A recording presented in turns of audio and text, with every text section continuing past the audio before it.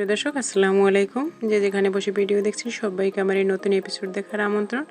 আশা করি আলহামদুলিল্লাহ আল্লাহর রহমতে সবাই ভালো আছেন এবং আল্লাহর অশেষ রহমত ও আপনাদের দোয়ায় আমিও ভালো আছি। তো দর্শক আজকে আমি আপনাদেরকে তৈরি করে দেখাবো আমলকি দিয়ে তৈরি টক ঝাল মিষ্টি রসালো আমলকির আচার। যে আচারটি এতই খেতে মজার যে তৈরি করলে আপনার এক সপ্তাহ যাবে কিনা সন্দেহ। আর এই আমলকির আচারটা আপনারা দীর্ঘদিন সংরক্ষণও করতে পারবেন। তো দর্শক রেসিপিটি তৈরি করতে হলে ভিডিওটি সম্পূর্ণ দেখুন আর দেখে ভালো লাগলে প্লিজ চ্যানেলটিকে সাবস্ক্রাইব করে পাশে থাকা বেল আইকনটি বাজিয়ে রাখুন পরবর্তী ভিডিওর নোটিফিকেশন সবার আগে পাওয়ার জন্য। তো দর্শক আমি এখানে হাফ কেজিরও একটু বেশি আমলকি নিয়েছি আর আমলকিগুলোকে আমি এখন সিদ্ধ করে নেব।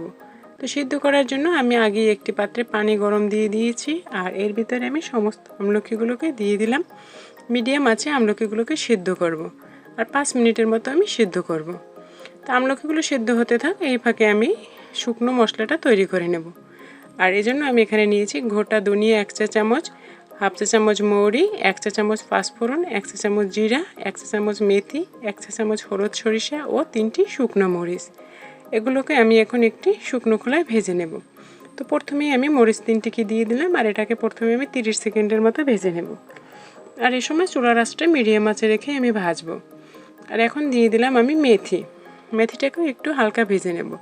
হয়তো আপনারা প্রশ্ন করতে পারেন যে সবগুলো একবারে দিয়ে দিলে হবে, সমস্ত উপকরণ একবারে দিলে যেগুলো ছোট ছোট সেগুলো কিন্তু পুড়ে যাবে। আর এই পর্যায়ে আমি দিয়ে দিলাম মেথি। এখন আমি আবার একটু মেথিটাকে ভেজে নেব 30 সেকেন্ডের মতো।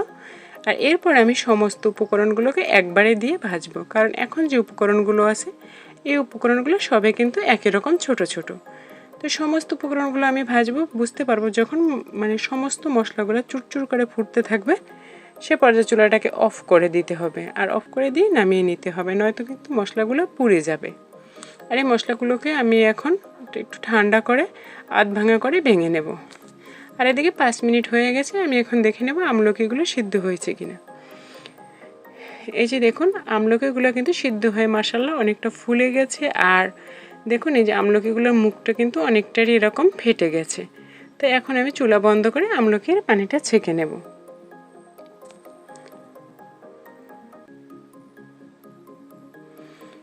তো দর্শক এখন আমি আচার তৈরির মূল প্রিপারেশনে চলে এসেছি। আর সেই জন্য আমি একটি কড়াইয়ের ভিতরে দিয়ে দিচ্ছি 250 ml সরিষার তেল। এখন অবশ্যই ভালো মানের সরিষার তেল ব্যবহার করবেন। আর তেলের ভিতরে আমি দিয়ে দিচ্ছি 3 টুকরা দারুচিনি ও 2টি তেজপাতাকে মাঝখান থেকে কেটে নিয়েছি। এখন এটাকে একটু সামান্য একটু ভেজে নেব প্রথমে। তো এটাকে একটু ভাজলাম আর এখন এর ভিতরে আমি দিয়ে দেব, আমি এখানে বড় সাইজের একটি রসুন নিয়েছি আর রসুনের কোষগুলোকে আমি মাঝখান থেকে কেটে নিয়েছি, কারণ রসুনের কোয়াগুলো বড় বড় থাকলে আচারের সাথে খেতে কিন্তু খুব ভালো লাগে। তো রসুনগুলো যখন এরকম একটু হালকা কালার চলে আসবে সে পর্যায়ে আমি এর ভিতরে দিয়ে দেবো 3টি শুকনো মরিচ। শুকনো মরিচটাকেও আমি একটু সময় নিয়ে ভেজে নেব, বেশি নেই 10 থেকে 15 সেকেন্ডের মতো ভেজে নিলাম। আর এখন এর ভিতরে আমি দিয়ে দেবো সিদ্ধ করা আমলকিগুলো।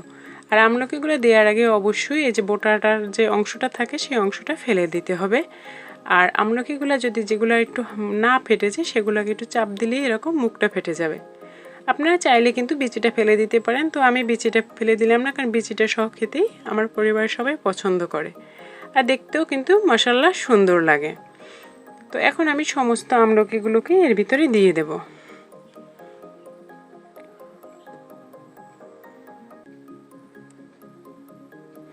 আর চুলার আঁচটা মিডিয়ামের নিচে রেখে কিন্তু ভাজতে হবে, তবে আপনাদের চুলার আঁচের উপরে নির্ভর করে। মিডিয়াম টু লো হিটে ভাজলেই কিন্তু আস্তে আস্তে আমলকির ভিতরে তেল এবং সমস্ত মশলাগুলো ঢুকে যাবে। তো এই পর্যায়ে আমি দিয়ে দিলাম হাফ চা চামচের একটু বেশি লবণ। লবণটা দিয়ে আমি আবার এর সাথে ভালো করে মিশিয়ে নিলাম।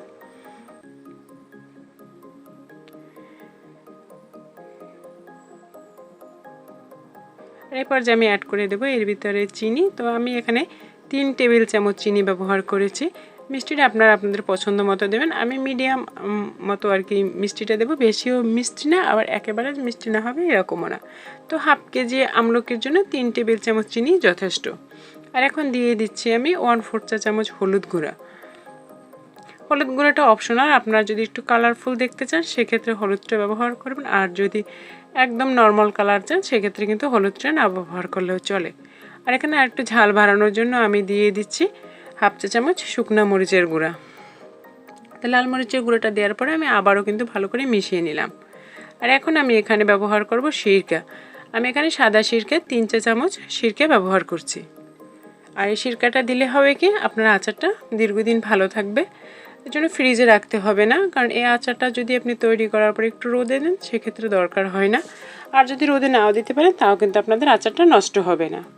আর এখন আমি এর ভিতর অ্যাড করে দেব যে শুকনো মশলাটা আমি তৈরি করেছিলাম, এই মশলার অর্ধেকটা আমি আচারের ভিতরে দিয়ে দেব, আর অর্ধেকটা দেব পরে। তো এটা দিয়ে আমি নেড়ে চেড়ে প্রায় 7-8 মিনিটের মতো এখন রান্না করব।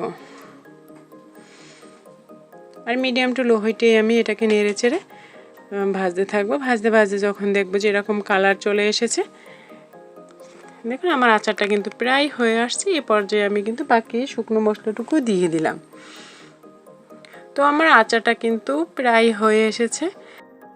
আমি আপনাদেরকে দেখিয়ে দিচ্ছি এর ভিতরটা কেমন হয়েছে। এই যে দেখুন, এই যে দেখতে পাচ্ছেন ভিতরটা কেমন হয়েছে।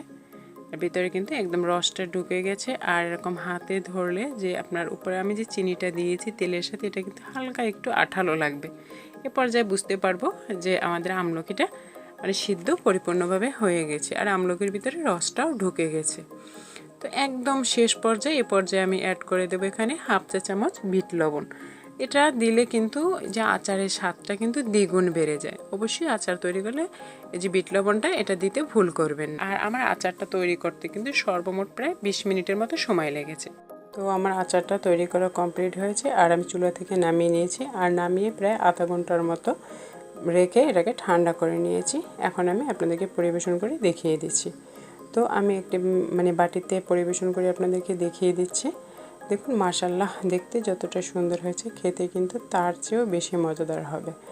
আর এই আচারটির একটি বিশেষত্ব হলো কি, আচারটি এখন যতটা স্বাদ হবে তার চেয়ে কিন্তু 2-4 দিন গেলে কিন্তু এই স্বাদটা দ্বিগুণ বেড়ে যাবে।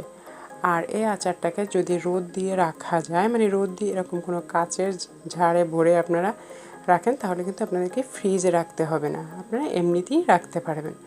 তো দর্শক, আশা করি আজকের রেসিপিটি আপনাদের ভালো লেগেছে। ভালো লাগলে অবশ্যই লাইক, কমেন্ট ও ফ্যামিলি ও ফ্রেন্ডসদের সাথে বেশি বেশি শেয়ার করবেন।